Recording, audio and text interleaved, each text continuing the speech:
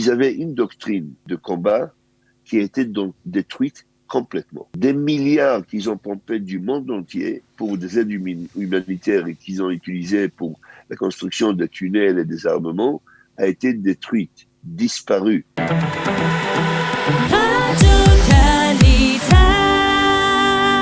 Nous avons le plaisir d'être en ligne avec le colonel Meir Dahan. Meir, bonjour, Boker Tov, Shavua Tov. Bonjour, Boker Tov, Shavua Tov. Merci d'être avec nous ce matin. Alors, je voudrais que l'on revienne d'emblée sur l'événement qui a, on va dire, suscité beaucoup de réactions et on va dire interpellé l'imagination de nombreux Israéliens, de nombreux Juifs à travers le monde, de nombreuses personnalités. Il s'agit de ce bombardement qui est intervenu dans la nuit de jeudi à vendredi de ce que l'on appelle désormais le métro de Gaza. Alors, une première question, parce que beaucoup de personnes se sont interrogées. Est-ce qu'il y a eu une véritable manipulation, on va dire, de la presse, des médias internationaux à travers une déclaration un peu ambiguë du porte-parole de l'armée israélienne pour justement entraîner, pousser les terroristes du Hamas dans ces tunnels, dans ce fameux métro de Gaza? Expliquez-nous ce qui s'est passé. Eh ben, tout simplement, oui. D'abord, je m'excuse pour ma voix, je suis un peu enrhumé. Mais bon, oui, c'était une fausse information afin d'engager une action de la part de Hamas et de Djihad islamique, car c'est leur stratégie, leur doctrine est de bouger dans les tunnels et sortir de là, réagir à partir de là. C'est leur façon, ils savent pas se battre dans les rues et dans les quartiers. Et il faut dire quelque chose, depuis Tzuk Eitan, c'est là où on s'est aperçu de l'ampleur de nombre de tunnels, ce qu'on appelle aujourd'hui le métro de la bande de Gaza.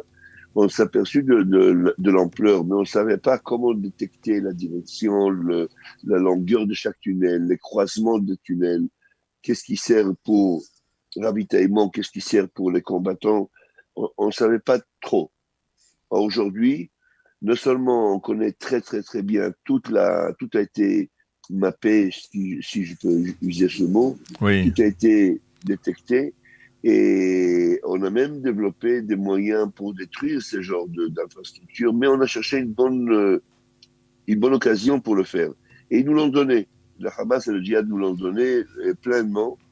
Et donc, au moment où on a pris la décision de détruire ce système, au moins endommager gravement ce système, on a on a en profité de faire quelques valeurs ajoutées à tout ça, et c'est de faire courir le maximum de combattants de la bande de Gaza à entrer dans ces tunnels, à se préparer pour leurs attaques traditionnelles. Et c'est là où on a pris par surprise tout ça et en bombardant ce système. J'espère que j'étais assez clair pour ça. Oui, vous avez été assez clair. Ça prouve d'abord qu'il y a du côté de Tsahal une forme d'ingéniosité que l'on n'avait pas l'habitude de le voir agir de la même manière au cours des dernières confrontations, en particulier dans la bande de Gaza, que ce soit les opérations bordure protectrice et les autres précédentes opérations, n'est-ce pas ? Daniel, ça fait 73 ans qu'on montre ingéniosité. Et à chaque fois, on affronte un problème, on trouve des solutions. Et à chaque fois, on présente une nouvelle méthode et de nouveaux armements et de nouvelles approches à tous ces problèmes. Malheureusement, il faut comprendre quelque chose. Je dois revenir, avec votre permission, Daniel, un peu en arrière. Il s'agit à la bande de Gaza de 2 millions d'habitants. Il y a 30 à 40 000 combattants locaux de terroristes qui détiennent en otage 2 millions de personnes. L'habitation à la bande de Gaza est tellement serrée, tellement populée que c'est un drame. Israël ne bombarde pas n'importe où et n'importe comment ils font eux. Eux, leur but, c'est de déranger notre vie et bombarder et montrer des images de stress et de panique dans la population israélienne, chose ils n'arrivent pas. Je ne sais pas si vous remarquez, je suis sûr que le monde voit à quel point la population israélienne est solide sur tous les plans, mental, physique, et vraiment présente un courage extraordinaire, un calme extraordinaire, un équilibre extraordinaire. Et ça donne à l'armée israélienne la possibilité de prendre son temps et réfléchir bien et faire ses actions comme il le doit. Je dois encore un point rajouter parce que parfois on se trompe à croire que la bande de Gaza c'est quelque chose de très important. Ce n'est pas. C'est un dérangement. Ça nous ennuie, ça nous gêne, ça dérange la vie quotidienne, mais c'est un petit événement pour l'armée israélienne. C'est pas une menace existentielle pour Israël. Voilà. Non seulement c'est pas une menace existante, c'est un ennui, rien de plus. Et avec tous les dégâts que ça nous cause, c'est un ennui. Il faut voir l'image en grand et voir que quand on attaque aujourd'hui à la bande de Gaza, on a l'œil sur le nord, la frontière syrienne et libanaise, et quand on utilise des armements ou des méthodes militaires, on pense bien à ne pas trop dévoiler, à ne pas trop montrer. Disons qu'on aurait pu faire des dégâts à la bande de Gaza beaucoup, beaucoup plus, alors qu'on ne veut pas dévoiler des choses. Parce que la vraie menace vient du nord. Alors on va revenir dans quelques instants sur le Nord.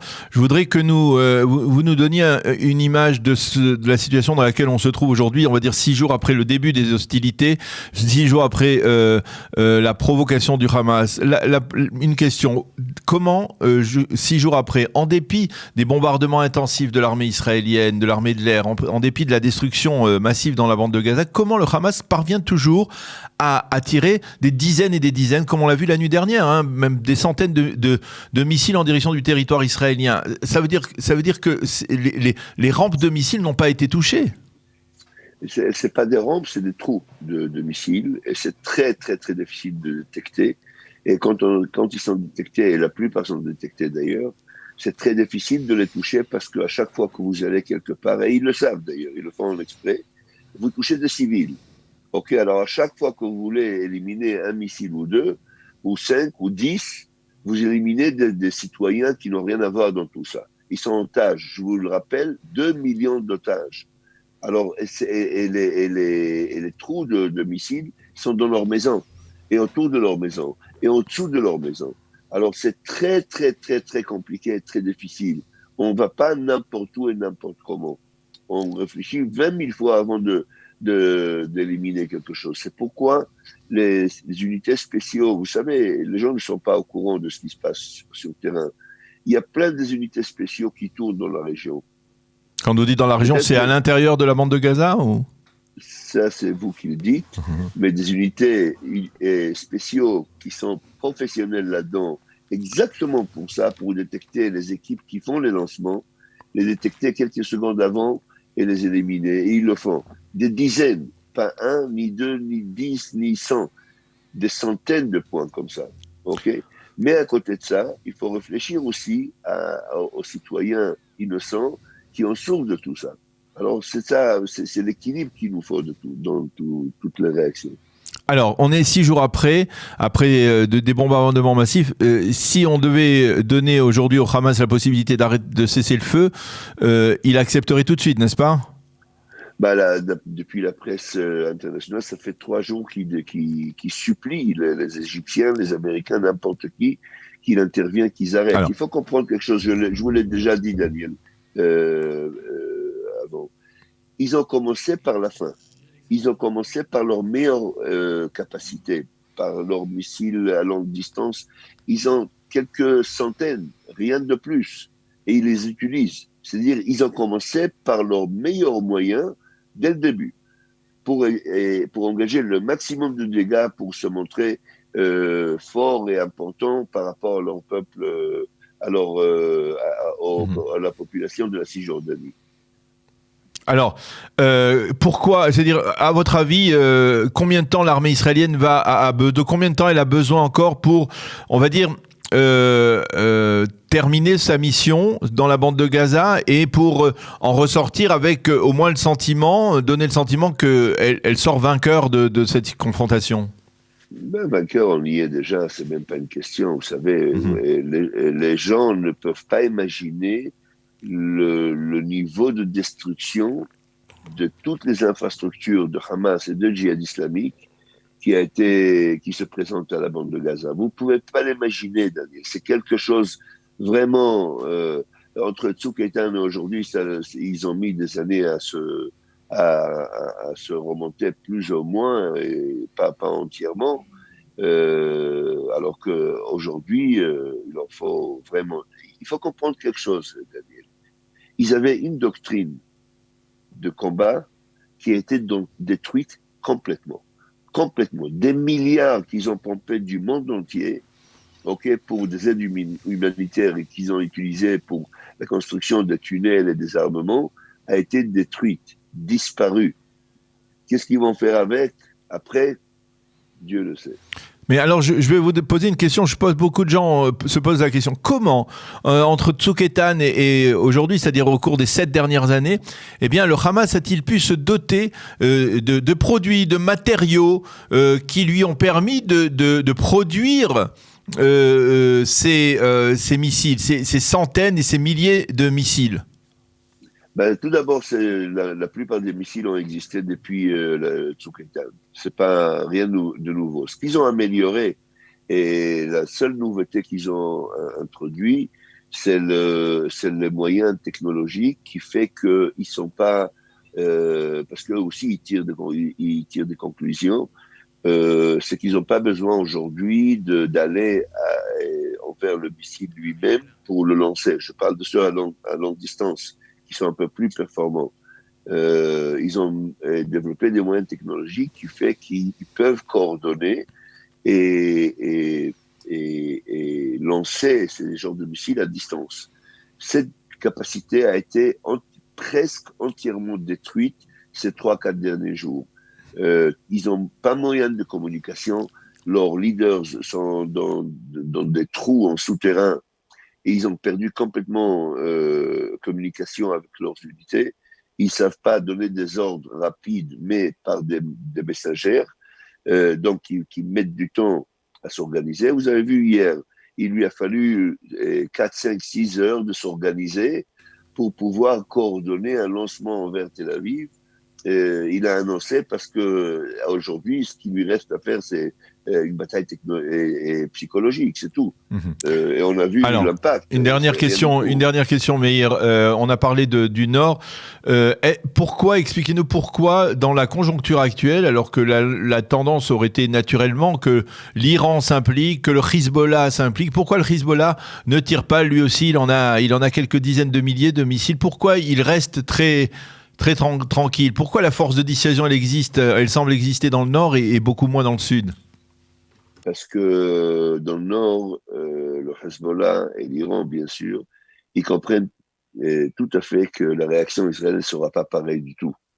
À la bande de Gaza, on le fait chirurgical.